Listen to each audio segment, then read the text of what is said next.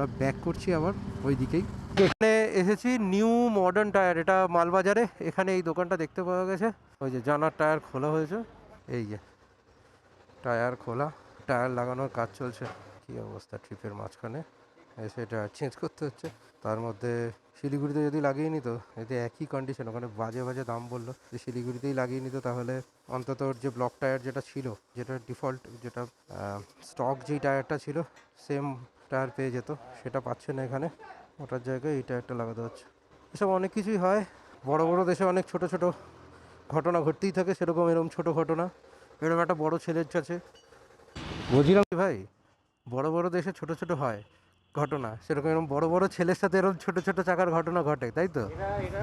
হ্যাঁ, আমার কোনো দোষই নেই, এটা না না, সম্পূর্ণ সম্পূর্ণ কার দোষ? ভাগ্যের দোষ। হ্যাঁ, ভাগ্যের দোষ। ভাগ্য, সেটা কে? হ্যাঁ, আর আমি ভাবলাম যে এটার পরে আমাদের এখনো 4-5 দিন ঘুরতে হবে, আবার রিটার্ন করতে হবে অত কিলোমিটার ফালতু। না না, সে ঠিক আছে, এই রাস্তাটা তুই টানতে গেলে এটারও তো আমি শিলিগুড়িতে যেতে পারছিলাম, হ্যাঁ, মোটা লাগিয়ে। ওটা লাগিয়ে নিলে বেটার হতো, কিন্তু সেটা ভুলভাল দাম বলো ওখানেও, এখানেও তাই। কি করা যাবে, এখানে 2400 টাকা দিলে, স্যার 100 টাকা দিলে আমি অফ রোডটা পেয়ে যেতাম। এক্স্যাক্টলি। কিন্তু দেখ ভাই, স্টক কিন্তু মানে যেটা ওখানে বলছিল কত এমআরএফ এর সাইটে, কত চলবে ভাই? অলমোস্ট 40,000 কিলোমিটার চলে যাচ্ছে। আমার তো ওটাই কথা, 40 এতক্ষণ চালাবো কেন, এটা তো চেঞ্জ করেই নেওয়ার ছিল আগে। হাসছিস? কতবার বলেছিলাম। ভুলে গেছো ভাই, আমার ক্ষমা করে দেন।